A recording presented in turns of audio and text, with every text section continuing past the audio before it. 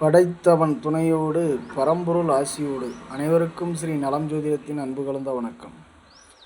இன்று ஏண்டா பிறந்தோம் என்று வருத்தப்படும் ஜாதகம் எது? எந்த மாதிரி அமைப்புள்ளவர்கள் பிறப்பெடுத்தால் நித்தம் நித்தம் வேதனை, தினம் தினம் மனநிம்மதியற்ற சூழல் உருவாகி ஏண்டா பிறந்தோம் என்று தன்னைத்தானே நொந்து கொள்வார்கள் சிலர். அவர்களுக்கெல்லாம் இந்த பிறப்பின் சாராம்சம் கர்மாவின் விதிப்படியே ஒவ்வொருவரின் பிறப்பும். வசதி வாய்ப்பு, பொருளாதாரம், கடனில்லாத வாழ்க்கை, நிம்மதி, குழந்தைகள் எல்லாமே கர்மாவின் அடிப்படையில்தான். அதை மனிதன் நம்பிக்கையின் அடிப்படையில் நம்புவதில்தான் இருக்கிறது. சிலர் நம்புவதில்லை, சிலர் நம்புகிறார்கள். ஏண்டா பிறந்தோம் என்று வருத்தப்படும் ஜாதக அமைப்பு எதுவென்றால், யார் ஒருவருடைய ஜாதகத்தில் லக்ன புள்ளி மாரகாதிபதி பாதகாதிபதி தொடர்பு பெற்று லக்ன புள்ளி அமைந்து லக்னாதிபதி சென்று 6, 8, 12ஆம் இடத்தில் மறைவது மற்றும் மாரகாதிபதி பாதகாதிபதி தொடர்பு பெற்று பாதகஸ்தானத்தில் லக்னாதிபதி அமர்ந்திருந்தால் அவர்கள்தான் நித்தம் நித்தம் வேதனைப்படுபவர்கள்.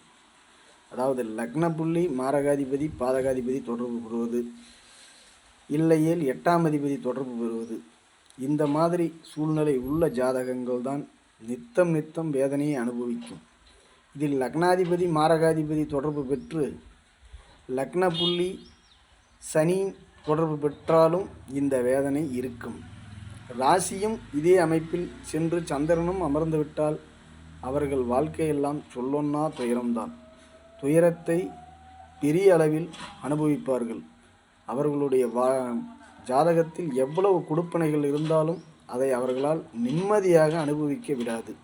அதாவது லக்ன புள்ளி மாரகாதிபதி பாதகாதிபதி தொடர்பு பெறுவது, லக்னாதிபதி சென்று மாரகாதிபதி பாதகாதிபதி தொடர்பில் அமர்வது மற்றும் ராசியாதிபதி சந்திரன் நிற்கிறது தான் ராசி இல்லையா, சந்திரனும் சென்று நிற்கும் நட்சத்திரமும் நம்முடைய ஜாதகத்திற்கு 8வது நட்சத்திரமாகவோ அல்லது 8ஆம் இடத்திலோ 12ஆம் இடத்திலோ 6ஆம் இடத்திலோ மறைந்து அமர்ந்து விட்டால் நித்தம் நித்தம் வேதனை, ஏண்டா பிறந்தோம் என்று தன்னைத்தானே நொந்து கொள்ளும் சூழ்நிலை ஏற்படும்.